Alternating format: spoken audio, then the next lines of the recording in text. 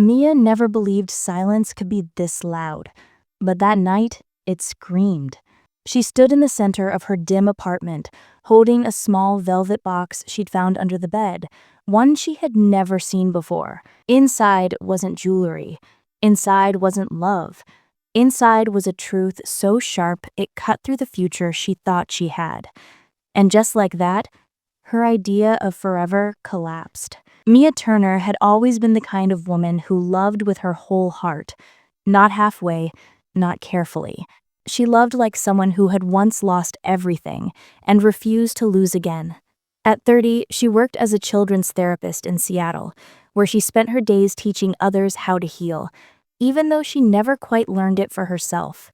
Then she met Ethan Cole. He walked into her life on a rainy Thursday morning, shaking water off his jacket as he rushed into the cafe where she often wrote case notes. He'd smiled at her apologetically when the splash from his jacket landed on her notebook. "That's sort of my fault," he'd said. She looked up, annoyed at first, then caught off guard by his mix of warmth and awkwardness. "It's okay," she replied, surprised at her own smile. 1 coffee later, they were talking. 3 coffees later, they were laughing. By the end of the week, he knew her favorite childhood memory, her fear of thunderstorms, and the way she used humor to hide sadness. He made space for her in ways no one ever had, and she let him. For 2 years, their relationship was effortless. He brought her flowers on days she didn't expect. He sent her voice notes when he knew she was overwhelmed at work. He held her when nightmares woke her at 3 a.m. And when he said, "You're my future, Mia," she believed him the way a drowning person believes in air. But love isn't always loud. Sometimes it fades in whispers, and Mia didn't see it fading. The shift she didn't notice. Ethan's late nights at work became more frequent. His smile became thinner. He stopped reaching for her hand first. He stopped asking how her day was. He stopped listening. "Just stressed," he would say. And she wanted to believe him. She really did. But one night, she found a message on her phone.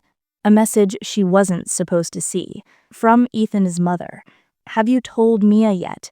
She deserves the truth." Her heart dropped into her stomach. Mia didn't open Ethan's phone. She didn't snoop. She didn't question him. She waited. And that waiting slowly turned into fear. The night that broke her. On a quiet Sunday evening, Ethan left for a late meeting. 2 hours later, Mia bent down to grab her charger from under the bed and noticed something that didn't belong. A small, dark blue velvet box. Her breath caught. Hands trembling, she opened it. Inside was a ring, but not an engagement ring. It was a wedding ring. A woman's wedding ring. Elegant. Expensive. Engraved inside with a date. June 4. We begin again. June 4th was 2 weeks away. Her chest tightened violently. Her knees buckled. The air felt like it belonged to someone else. Mia wasn't stupid. She wasn't naive. She wasn't blind. She was just in love. And now she was staring at proof that the man she thought was her future was about to start a new one with someone else.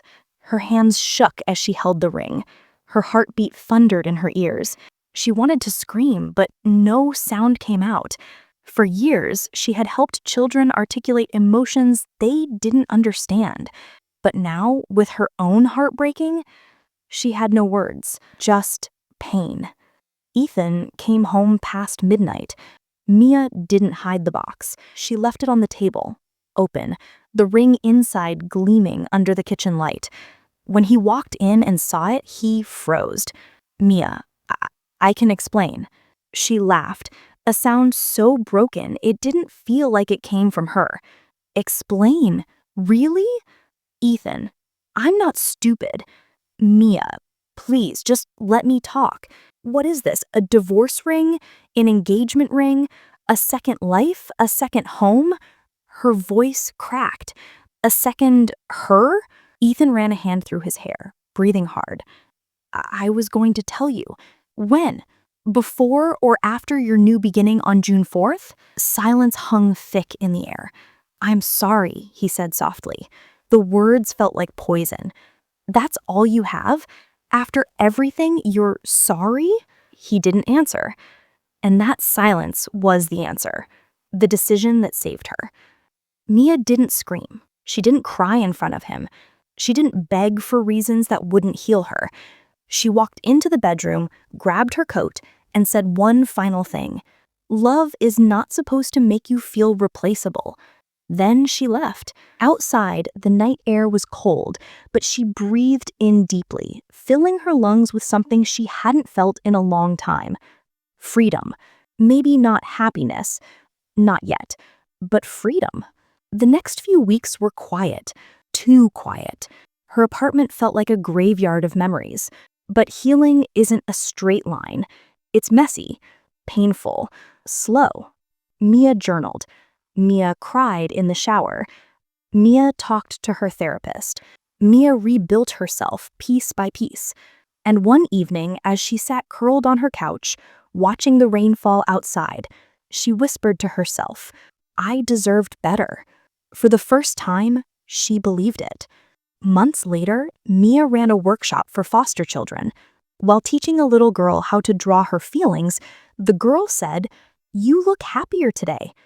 Mia smiled. "I am."